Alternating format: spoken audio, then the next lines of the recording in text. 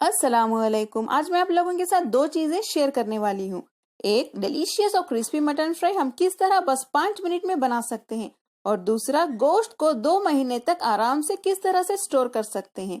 तो चलिए ये वीडियो हम शुरू करते हैं।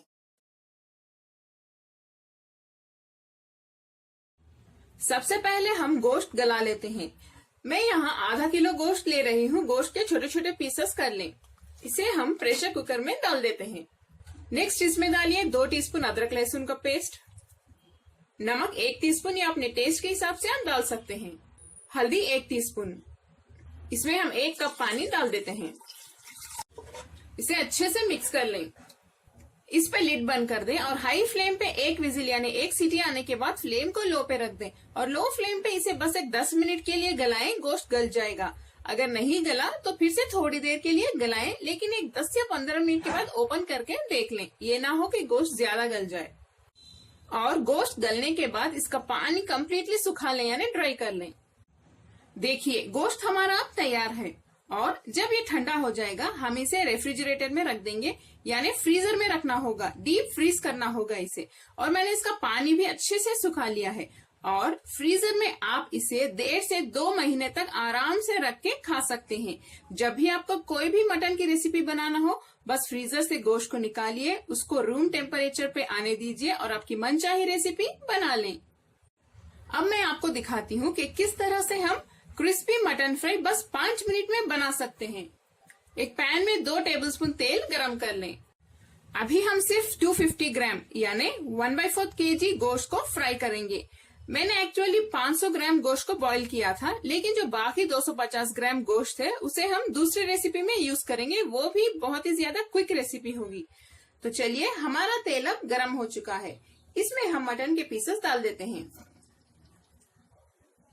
हाई फ्लेम पे गोश्त को अच्छे से फ्राई कर लें। पीसेस क्रिस्पी होने तक आप इसे फ्राई करते रहिए। देखिए मटन के पीसेस हमारे कितने अच्छे से क्रिस्पी हो गए हैं। अब मैं इसमें जो एक्स्ट्रा तेल है वो निकाल देती हूँ। तेल ज्यादा रहे तभी मटन के पीसेस क्रिस्पी बनते हैं। नेक्स्ट हम इसमें थोड़ी सी लाल मिर्च पाउडर डाल देते हैं। 1 टीस्पून से थोड़ा कम डालिए।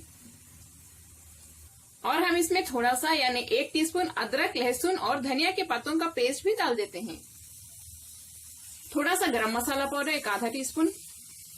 सबसे पहले अदरक लहसुन और धनिया के पत्तों के पेस्ट को अच्छे से भून लें ताकि इसकी कच्ची बू चली जाए।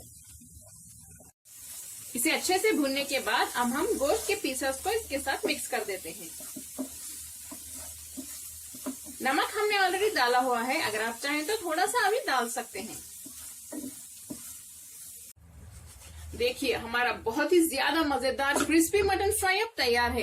ये बहुत ज्यादा टेस्टी और सिंपल रेसिपी है और 5 मिनट में ही बन के रेडी हो जाएगी।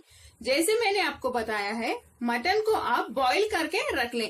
आप चाहें तो 2 किलो या 3 किलो मटन को भी बॉईल करके फ्रीज करके रख सकते हैं। जब जरूरत पड़ेगी आप उसे निकाल के फ्राई कर लें या जो भी आपकी पसंद की रेसिपी है बना लें।